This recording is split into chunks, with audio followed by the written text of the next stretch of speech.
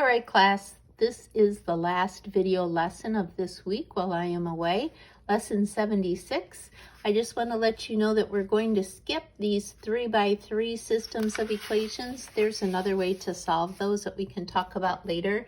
And I have modified the homework. I will send this along in an email to take out those rate problems that we aren't doing, and then these 3x3 system problems. All right, but we are going to focus on negative vectors. So what the heck is a negative vector? Let's just jump right in here. We have -4, and the angle is -20. This is a way to signify a point or a vector in polar form. We've never seen this number out front, negative. The negative simply indicates a direction. Because this is the length of the vector, of course it has to be positive, so the negative just indicates that we're going in the opposite direction. So let's draw a little sketch of what this vector might look like. So here's our x and here's our y, and we know that normally we start here at 0 degrees and swing around 90, 180, 270, all the way around. If we have a negative degree, we talked about this last week in class, this would be -20. Negative indicates that we're going in the opposite direction. So let's just make our r here. So this length of our r, our radius, is going to be 4.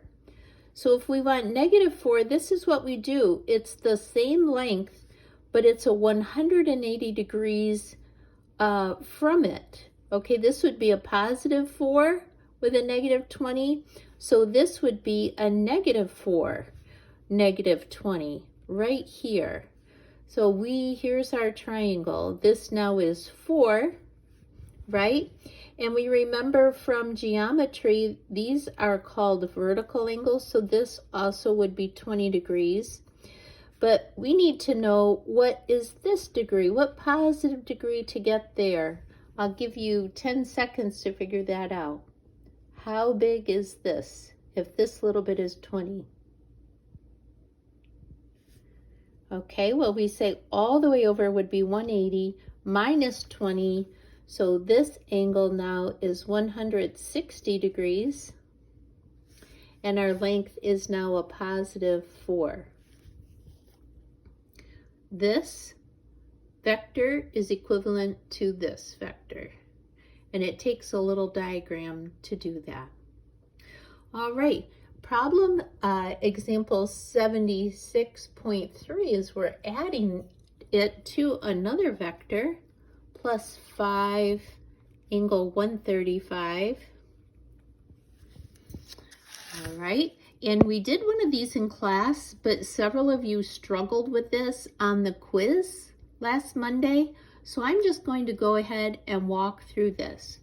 We know that our x component is going to be r cos theta, and our y component is going to be r sine of theta. The same with this vector. The x component will be 5 cos 135. And the y component will be 5 sine 135. We derived these in class. I'm not going to derive them again. So we grab our calculator, and now it just becomes a calculator exercise.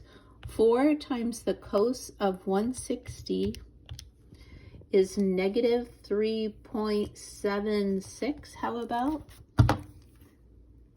-3.76.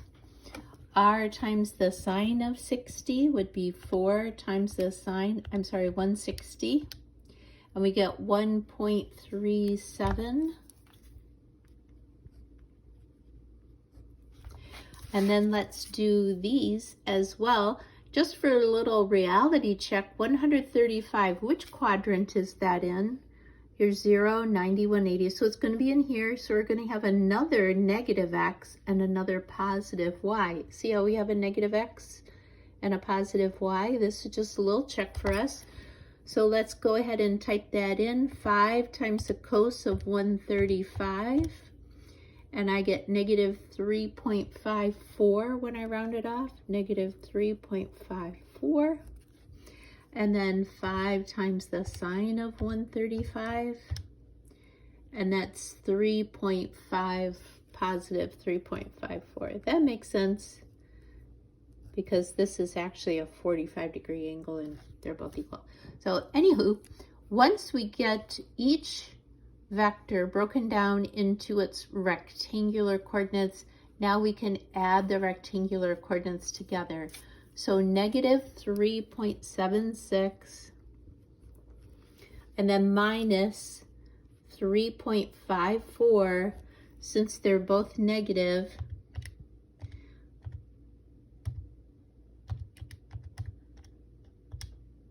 and we get 7.3, that would be a negative 7.3.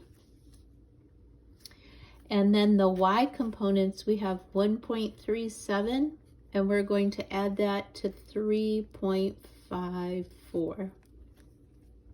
So 1.37 plus 3.54, and that's 4.91.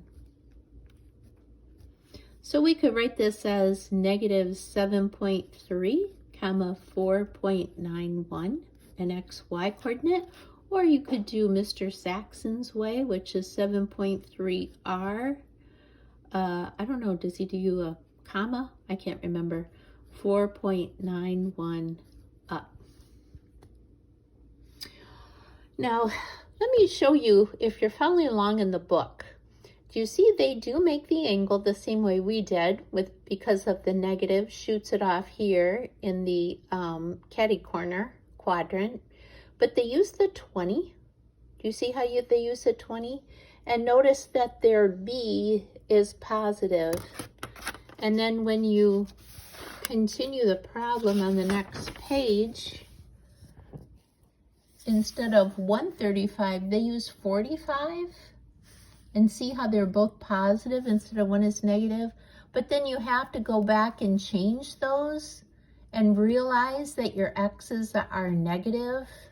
You have to realize that from your drawing. But if you simply, instead of going with the 20 inside the triangle, put in 160, then your signs are going to be perfect.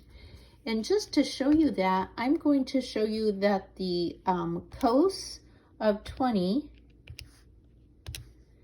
is equal to the cos of 160, except the cos of 160 is negative. So you let your calculator do the work for you. All right, I hope that that was good and that you learned a little something new. I will see you on Monday the 13th.